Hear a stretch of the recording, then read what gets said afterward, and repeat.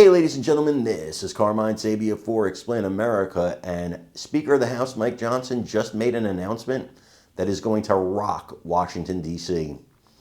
Before we get started, please make sure you like, comment, share, and subscribe. Those little things really help us out, and they help our channel continue to grow.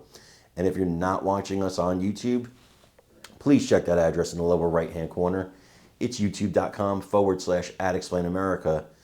And when you get there, please hit subscribe, absolutely free. It really helps us out. Mike Johnson was at CPAC yesterday, the Conservative Political Action Conference, and he asked the crowd, what do you think? Should we keep financing Ukraine? And the crowd booed like crazy. And Johnson said, there's your answer. No more money. Not another dime for Vladimir Zelensky, not another dime for Ukraine. Let me tell you something. This is the most ungrateful guy in the world, as far as I'm concerned. You can't even begin to quantify how ungrateful this guy is. And he did it to former President Joe Biden, too.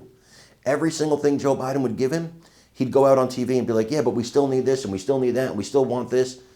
Just like an ungrateful, spoiled kid. To the point where Biden and even European leaders had to smack him down and say, stop that, what are you doing? How about being grateful? How about saying thank you? But the difference is, Donald Trump's not going to play that game with you. You want to keep being a jerk, you'll get nothing. The American people are tired of financing this war. And let me tell you guys, let me clue you guys in on something that your mainstream media is not going to tell you. Ukraine cannot win. Period. Exclamation point, end of story, can't do it. They are so overmatched in manpower alone. Do I want Ukraine to win? Of course. Do I want Ukraine to beat back Russia, take back all its territory? Absolutely. It's a great dream. But it's not going to happen. And what's going to happen instead, if long we keep financing this, is more people are going to perish in what has become a meat grinder. And I care about the Ukrainian lives that are being lost. And I care about the Russian lives that are being lost. And you could play the blame game of who started it and why, and that's all well and good. That's all well and good. It's more complicated, by the way, than here's the good guy and here's the bad guy, which the media also doesn't tell you how actually complex this is, how far back it goes, because it goes back a long time. I could sit here and bore you with the explanation. I'm not going to do that. But I will tell you it's a lot more complex than here's the good guy and here's the bad guy. Both governments are corrupt as hell, Ukraine and Russia.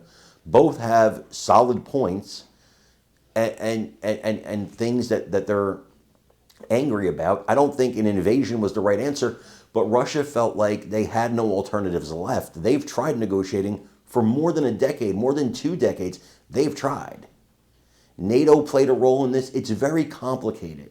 The media wants to simplify it for everybody with here's the good guy and here's the bad guy. I keep saying that because that makes it simple for people to understand, and it gets you to the point where you think like they think because, oh, well, the media, they said this and that and the other, and this sounds about right. It's not like that.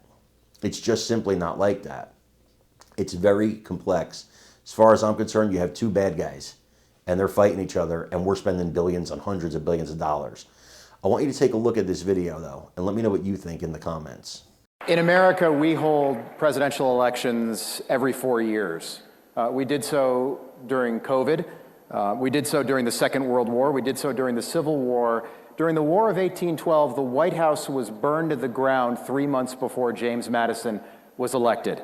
How important is it for Ukraine to hold presidential elections? Well, it's very important, of course, and because they were canceled last spring. That's right, and the president has pointed that out. And they claim to be a democracy. That's right. We need an end to the conflict, and what I've explained, I've done 2 panels at 2 different events this morning. I started the Republican Governors Association. They asked me about this, and I went to the big business leaders, Fortune 500 executives there. They all want to know the same thing. What is President Trump doing there? I said, you've got to give him room to operate and do what he does. He's doing a level set, right? You've got to get both parties to come and bring about an end to this conflict, which will serve America's interest and everybody's interest around the world. But I think of it very much like a mediation or arbitration. If you're a lawyer, I'm a recovering lawyer, forgive me, I think of those terms. But when you start a mediation, you start an arbitration between two parties, you don't bring them into the room for that first meeting. You do it separately. So I think Zelensky complaining that he wasn't invited to the first meeting with Saudi Arabia and Russia is misplaced. I mean, what Trump's trying to do is do a level set, put the conditions in place for that real negotiation to happen, and we've got to allow him to do what he does. Remember, he wrote The Art of the Deal. He knows what he's doing. Absolutely. Okay? If that level set takes, let's say, 3-6 months, or it drags on, do you see another funding bill for the war in Ukraine? Look, there's no appetite for that. What do you think? No. Yeah. Got our answer there? We have to bring it to an end, and I can tell you that our European allies understand the necessity of this as well. It's drug on too long. By some estimates, Russia's lost almost 700,000 troops, maybe more. The Ukrainians have suffered great losses.